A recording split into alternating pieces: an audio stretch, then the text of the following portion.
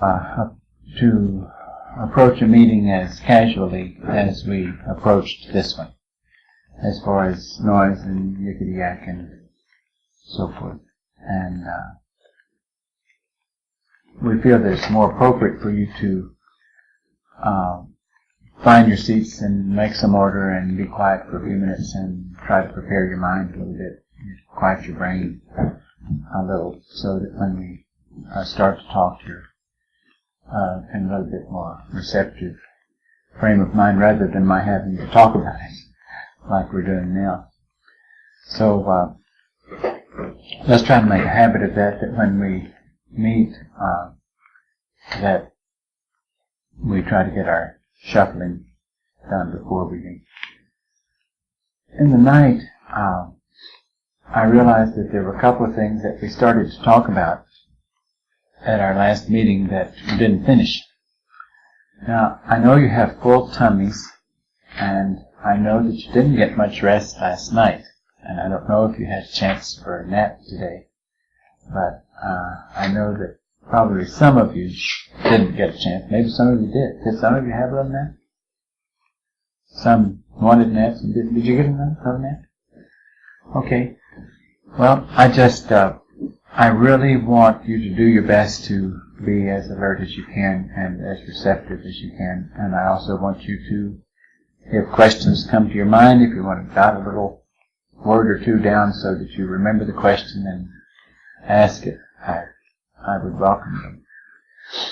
I started telling you last night about T and Do and their jail time, and then something happened and we got on something else, and I thought, well, they could wonder all kinds of things about T and Do and their jail time. So, just to give you a little brief understanding of that, one of our students, the first person that came with us, that said, wherever you're going to go, I want to go if I can. And we didn't even know what was happening. We were just starting to awaken, but we had shared with this individual whose vehicle happens to be a sister of one of the vehicles that is in the classroom now. And, but we had shared with this individual what we were aware of during our clumsy period of trying to accept some next level minding. And she said, well, is there any way I can tag along? And for a while we said, no, maybe we can meet you for a day or two from town to town. We'll let you know maybe the direction we're going, and we'll meet with you a day or two, and then maybe you go your way, and then we'll meet with you again. And so this went on for a while. And she had a petroleum company credit card that she said, here, this will help you some. I know that your needs are great, so would you, I want you to feel free to use this credit card for gas. And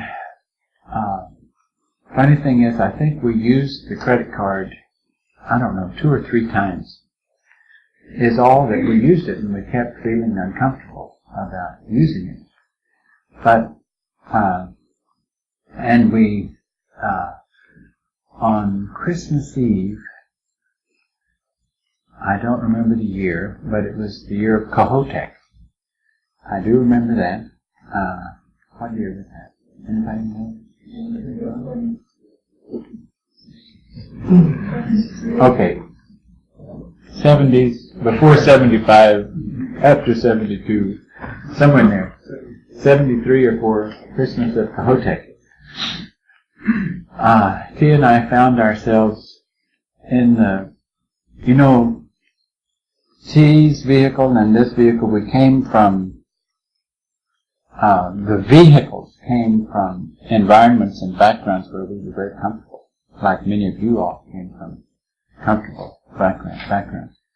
But when this change was happening, we were compelled to go with it, and we had no concern for anything else. And in the process, as I began to tell you, friends dropped away, family turned against us, everything, I don't know if you know, some of you knew that this vehicle's dad was a minister, and this was a Presbyterian minister, and then this vehicle had become an Episcopalian, had gone to seminary, and had, really upset the Presbyterian minister to go to another denomination, all that, and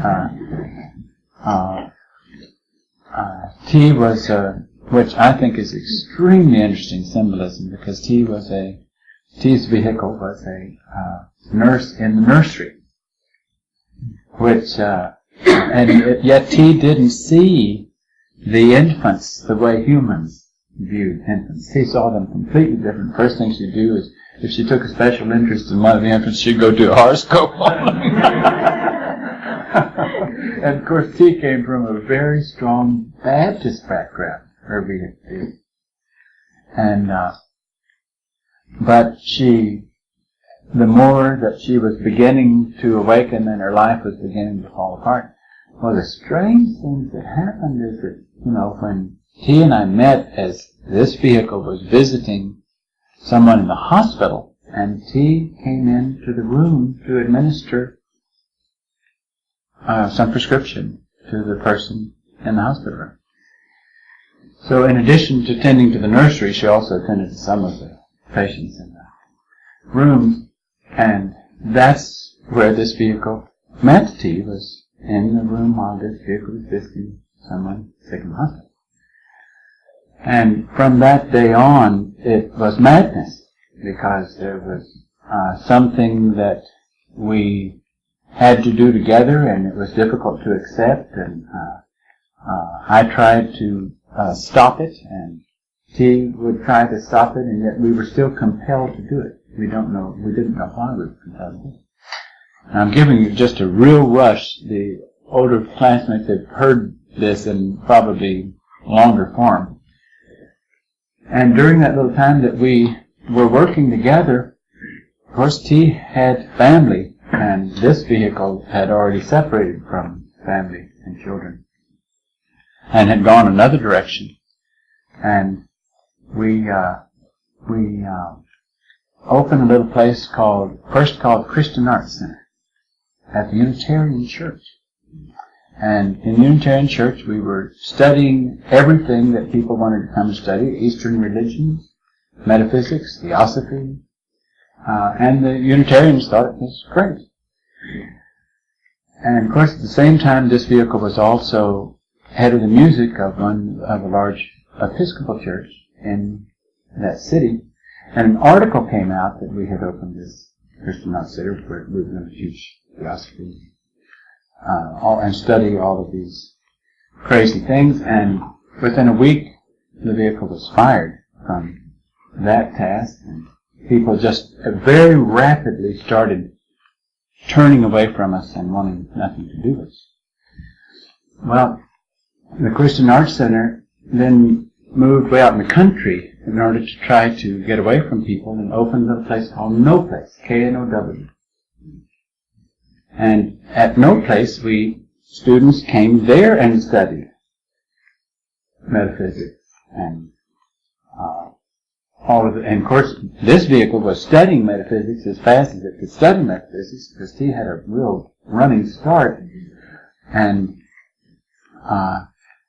T had to, try to slow me down, because I was so preoccupied with everything that the vehicle could read to try to catch up in that study. Now, all of this happened over a period of very few months. Like, the Christian Arts Center occurred in the summertime of whatever it was, 72, 73. And by that December 31st, or January 1st of that same year, we had left that town altogether. So we had Christian Arts Center, it had No Place, and we taught these students. And then we left town. We said we can't. The relationship with this vehicle was also teaching in a Catholic university, and strange combination, wasn't it? And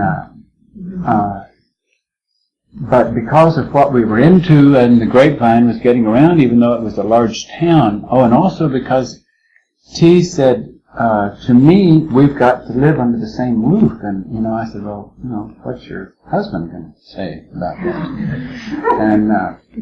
And T she didn't see any problem with that.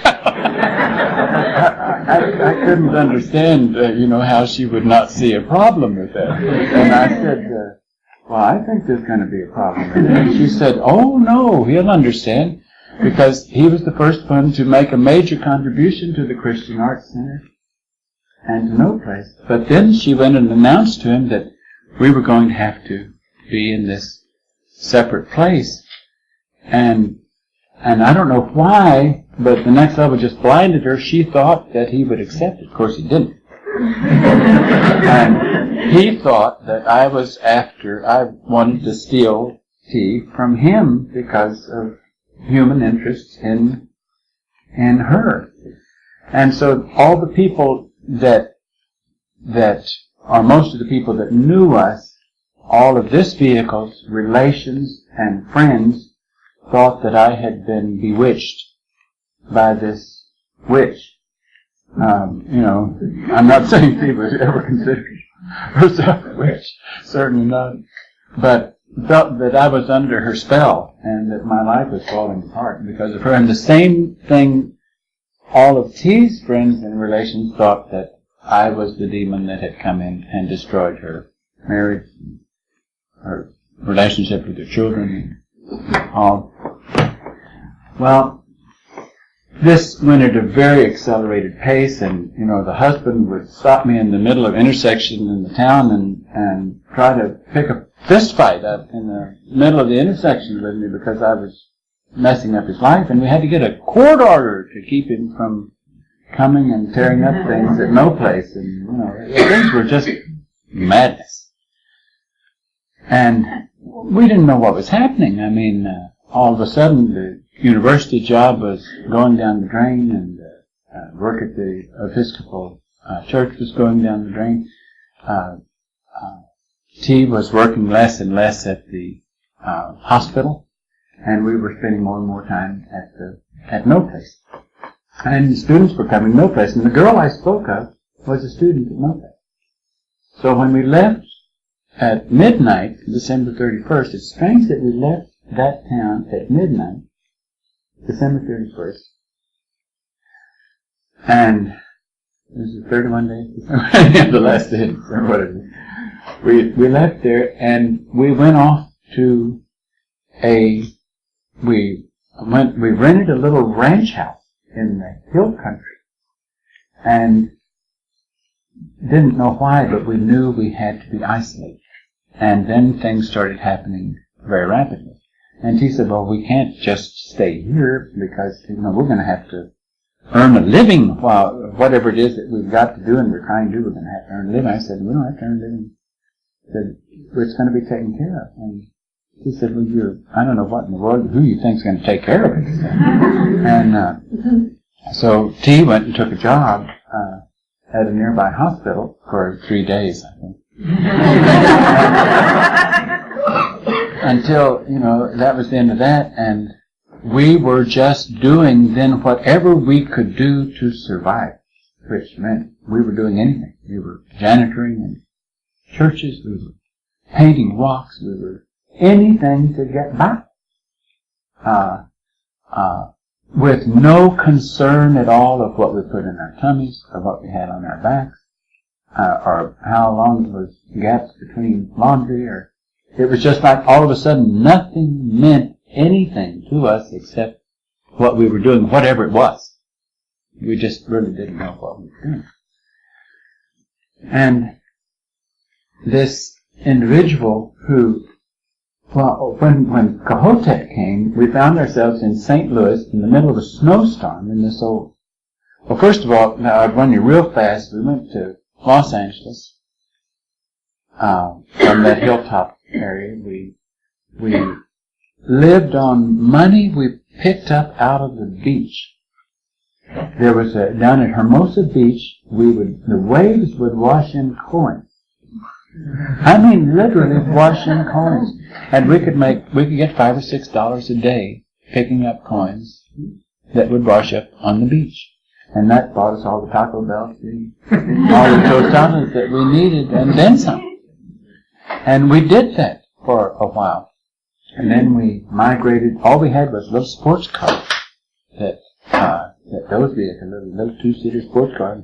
There's 2 suitcases tied on the back of the little Fiat sports car. And we migrated to Las Vegas and stayed in a back room of the Metaphysical Center of a very dear friend named Berta, who still has a Metaphysical Center there. And when we had a group there that gave a meeting there years ago, he stood up and he said, "These guys are for real." He said, "They were with me for so long a time, and I believe everything that they said." And he gave a real good testimony at one of our meetings.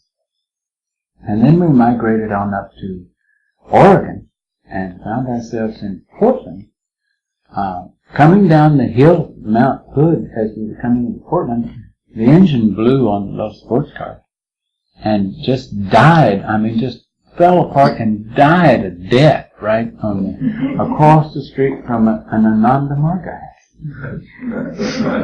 And so we spent the next 2 months in the Ananda Marga house, sleeping on the floor of the Ananda Marga house. And they were very good to us, and they were very interested in what was going on with us, and we were regular attendants of the Theosophical chapter in the town, and whatever else that we could learn by. We spent hours, just like we spent hours in this little chapel here during time. We had a friend offered us a house to stay for a couple of weeks here in Inverness, and we stayed there, during which time we told what we knew, which was just bits and pieces, to a writer that lived in the house behind us, who was the same writer who did the story for Jurassic Park. And he was very, very interested in everything they had to say, and he'd come back and just want more of whatever they had to say. And all of a sudden, one day, he was angry at us. It was like we were demons, and we were filling his head with stuff that would ruin his life. And he didn't want to hear another word. Just very suddenly. Well,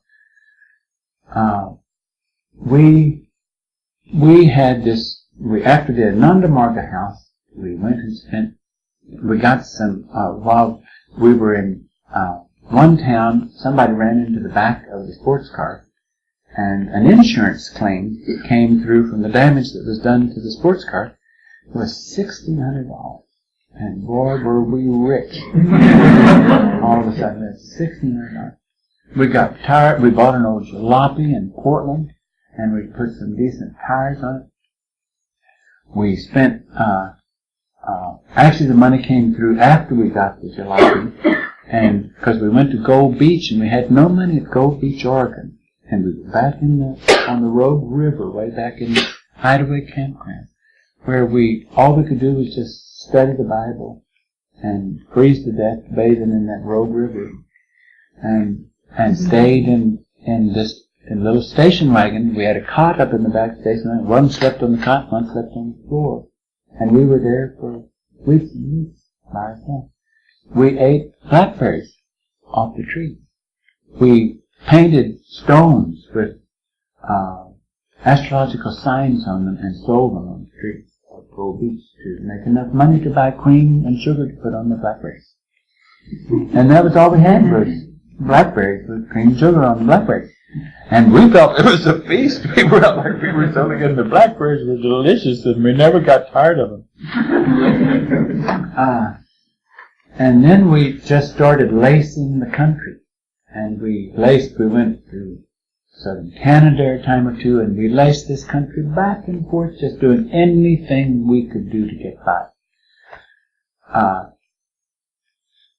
Every kind of odd, we dug test tanks for septic tanks, I remember, in Grants Pass. No, near Grants Pass at Rapids. something. No, it's right near Grants Pass, Oregon. Savage Rapids. And we dug these 2 6-foot, 2 foot wide, 6 foot deep, 6 foot long things in this backyard for $20. Buy us food for a time. I'm telling you all the crazy things. We didn't care what we did. We did anything. And it didn't matter. It really didn't matter. And we usually bathed in streams with that old, what's that? Castile bar, the cheapest soap that you could buy, and it was our shampoo, and it was everything. And this was vehicles that had been very particular about. And yet it meant nothing to us during this time. Nothing to us. Well, we just laced the country doing anything and everything for a long time. And that car that we called Serpentine, that green old Ford station wagon that had served as our house for all that time, died in St. Louis during a snowstorm on the night that Cahokia. Yeah, that's right. And no, that's not quite right. It died in Charlotte, North Carolina. And we took a plane from Charlotte to St. Louis, and I can't even remember why we did that. I can't remember why we did it. But we took this plane on, I can't remember the reason why, but I had a credit card in my pocket that was still good. We had a lot of credit cards, but we didn't want to use it, but here was a credit card, a good credit card. And we had faith that, if we used it, it'd be okay, it'd be paid for it. That we didn't have to worry about it. So anyhow, we took this flight and got to St. Louis and got there at midnight. And here we found ourselves at the airport.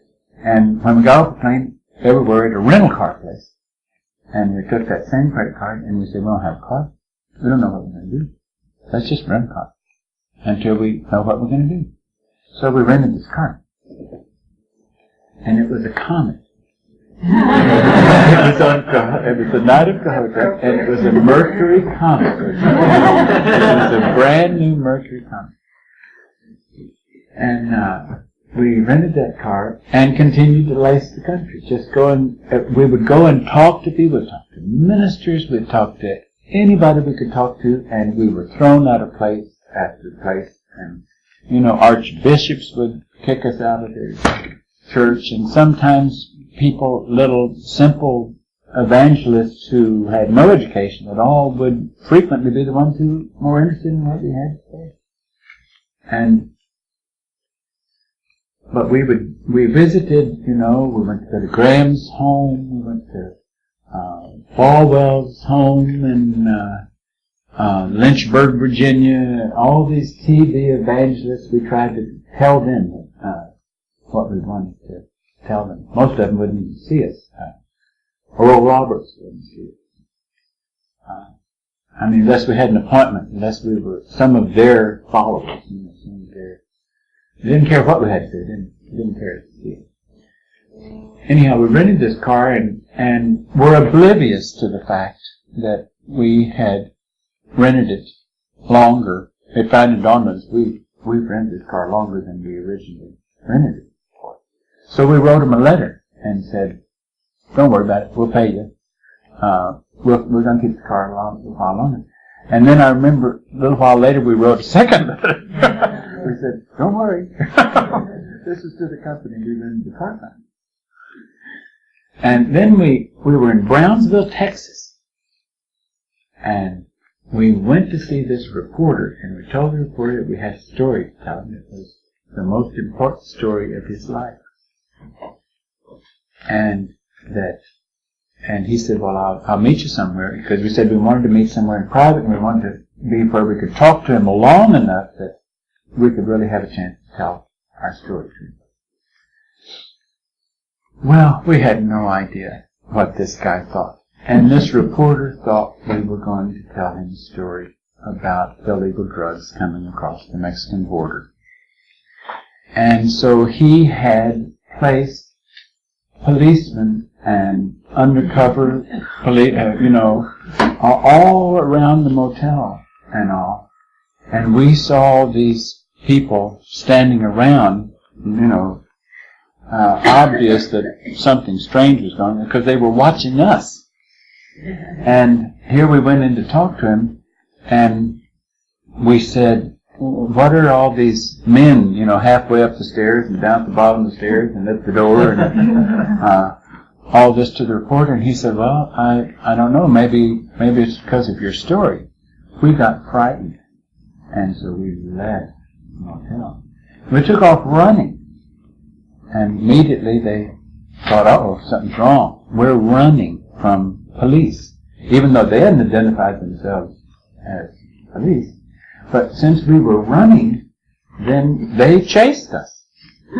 And we went and got in our little Comet and started driving away from there as fast as we could go. Scared to death, not knowing what in the world was happening. And next thing we knew, a helicopter came down with a loudspeaker and cars coming from all directions. And they were saying, stop this car, stop. And the helicopter landed right in front of us, and the cars came from, it was better than the movies. And we were scared to death. And then, but they didn't know why they had stopped us. Because we were running. And then, as they were doing a check on the car, on the license of the car was reported stolen. And so they put us in jail. And we said, well, what charge? He said, well, stolen automobile. And I said, well, what charges for a T? And they said, stolen credit cards, petroleum credit cards. Because the girl that had offered her credit cards did not know that her husband had turned in those cards, his cards stolen, to prevent anybody from using them. Well, anyhow, we were thrown in the Brownsville jail. I mean, the Brownsville jail was like the living in. It might as well have been a Mexican jail. And I don't, I'm not talking about any prejudice against Mexicans. I'm talking about, but boy, these were hard jails. There wasn't English spoken.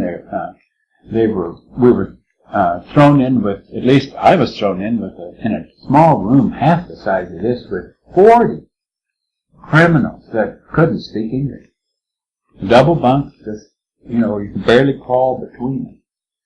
One shower in the middle of the room, and that was it. He was a little luckier because the female ward wasn't that full. And it was funny because there was a gal in there that everybody thought was really Looney Tunes. In the cell that T went in, and the minute T came in, she said, boy, you've got antennas. She said, I've never seen anybody with antennas before.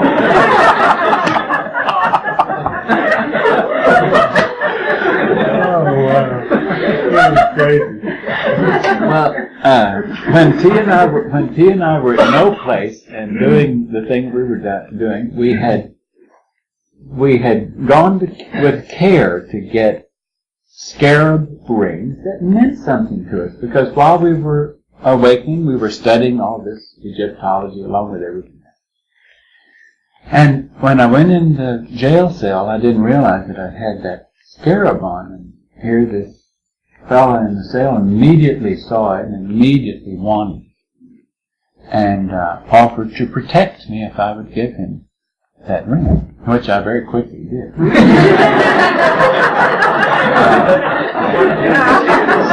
He was in for murder.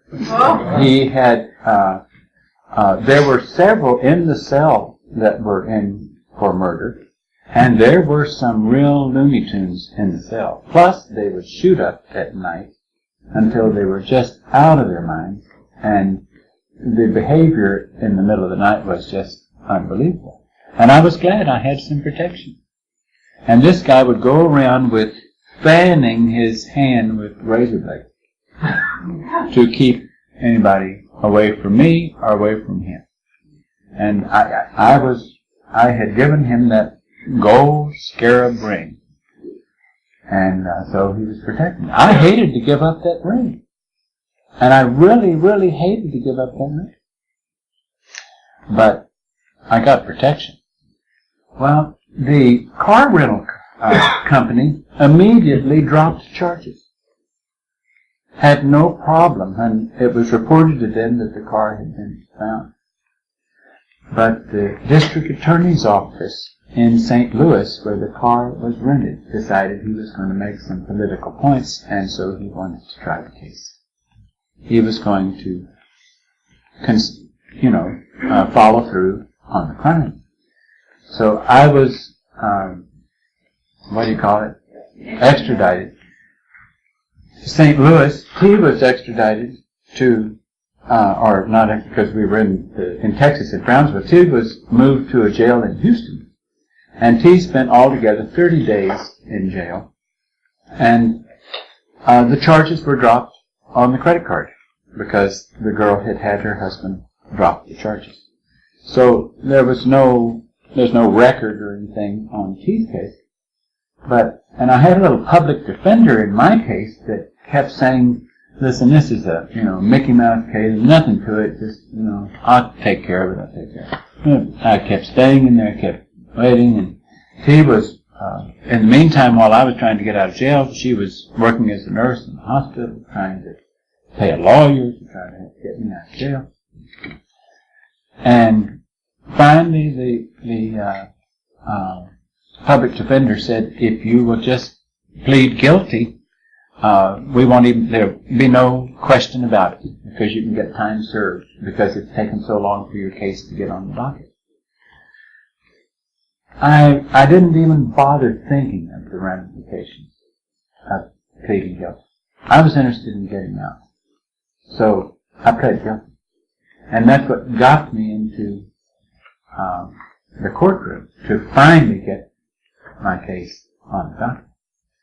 Anyhow, I used to read these Dell horoscope magazines in jail. And I picked February the 13th. On February the 7th, I read the 13th, whatever it said for horoscope of this vehicle, and I said, that's the day I will go to see the judge. And that was the day. I went to see the judge.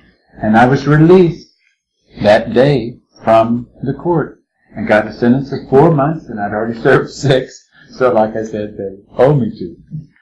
But I am a convicted felon in the eyes of the law. Now, you could say, oh, isn't that awful? Isn't that awful? This vehicle's family members visited that little Brownsville jail and they could not believe that I had lost my sanity and let this woman that we call T lead me into whatever it was. Satan, bewitched, under her spell. And of course her friends and family thought the same of me. Now so I watched the ones who had always looked at this vehicle as the shining star of the family, the one that, got more education, did all these things that they always wanted to have somebody they could be proud of, who then ended up going nutty.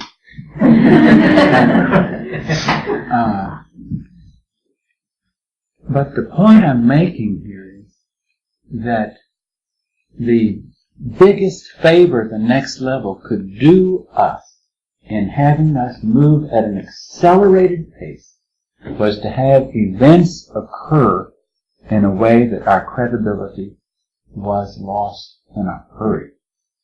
We were so naive, we would write long letters about what we were receiving to individuals that we still thought were individually our friends in the world, trying to tell them about what was true, and that ended their relationship.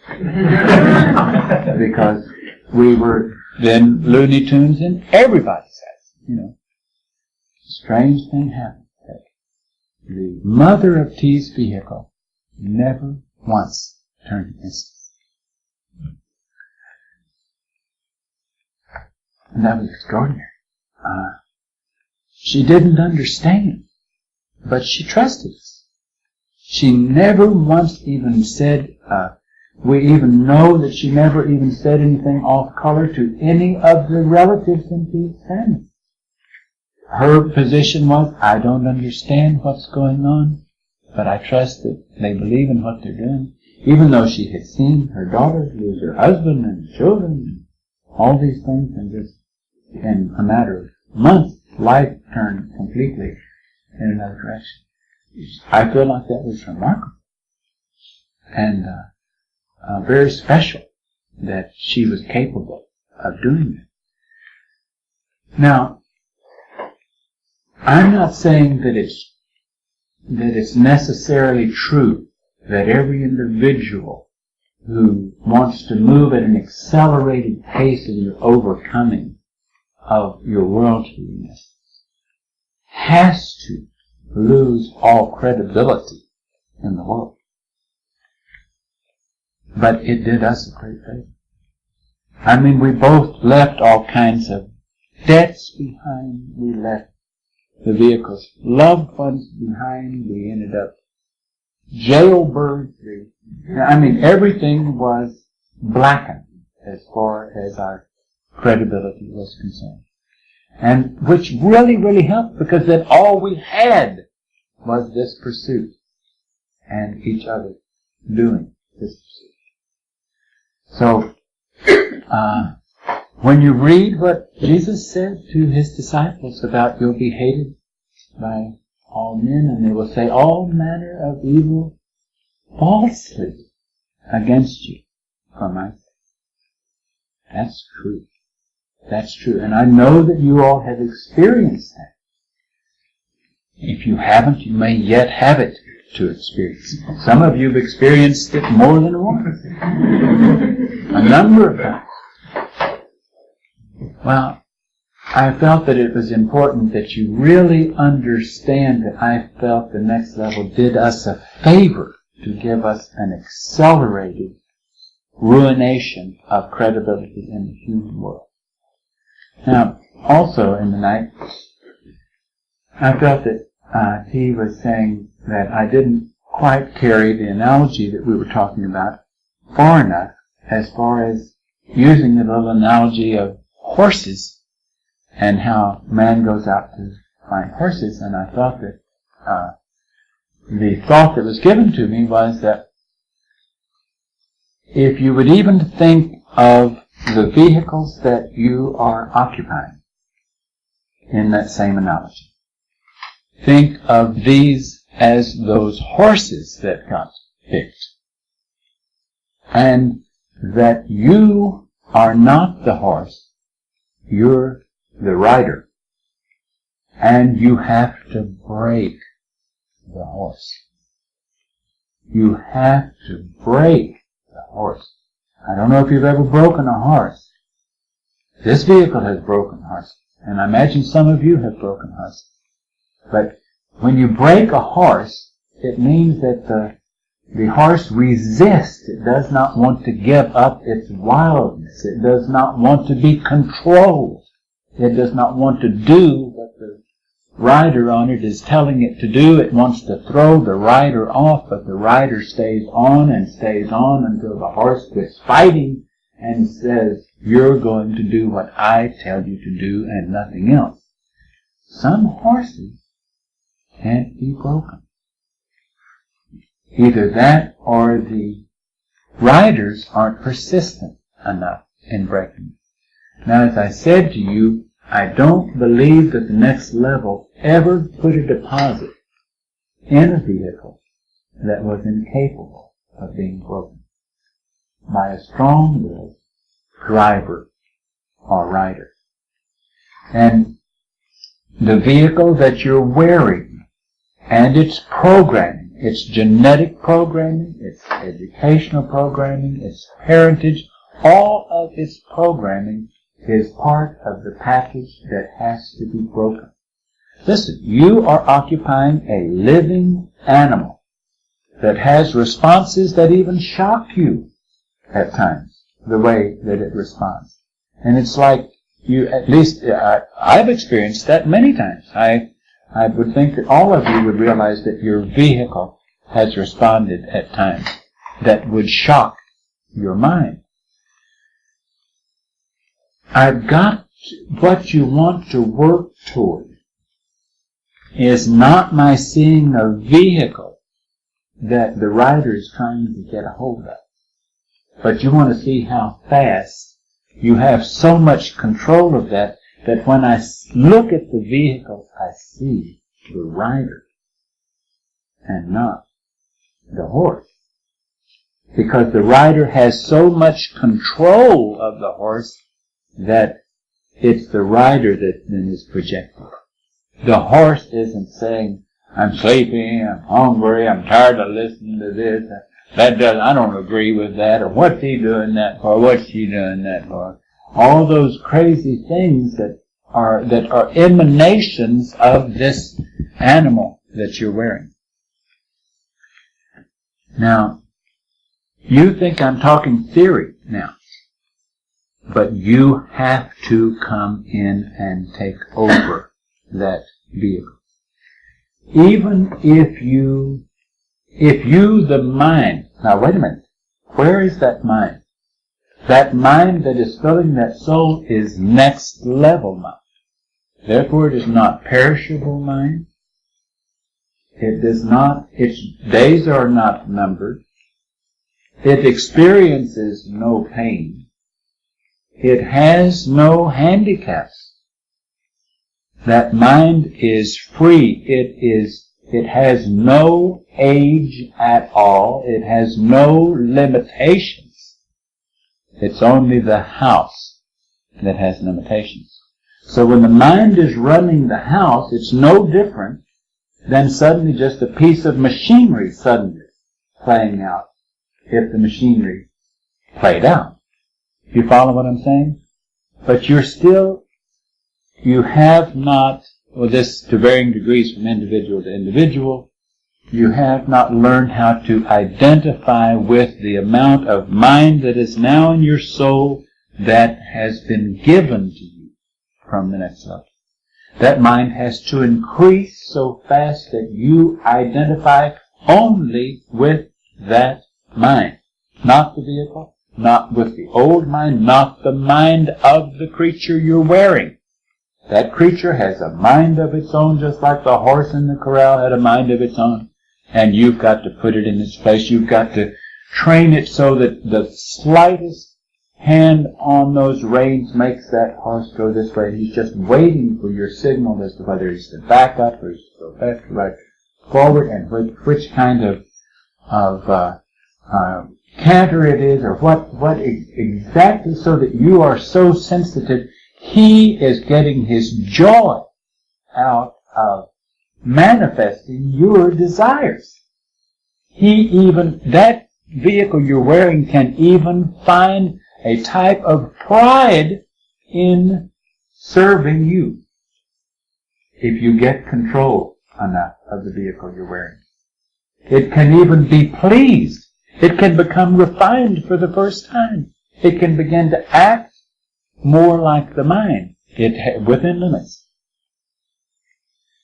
But you have to at least have enough control that that vehicle never does any behavior, both mental or physical, that could make a fool of you, or pitch you on the ground, or run you into the fence, or whatever else that it might be. And that not making a fool of you has to be around the clock. It can't be when we're in meetings or when you're among your classmates, but other times it has its way, and suddenly you wake up and say, oh, I let the vehicle have its way. I'm not going to do that again. And then it does it again. Oh, I let the vehicle have its way. That's not breaking the law. That's not the mind taking over. Now, you have to experience enough abstinence of animal behavior in order to receive enough of that next level mind for that mind to begin to take over. So if you're not experiencing enough abstinence of human thinking and human behavior, you're not opening the door for enough of that mind to begin to take over. It's that same analogy we used last night, is that the higher octane next level mind cannot come in if there's still lower octane mind in there. Or if it begins to creep back in, or you permit it to come back in, it will go right out. And you have to work twice as hard to get it back in, because it's not convinced that you want it in, because you just made a fool of yourself and made a liar of your intentions. Now we all go through periods of difficulty in breaking the horse. But the next level, is like the Marine Corps. It wants a few good men. And that means strong men, and I'm not talking male. I'm talking individuals.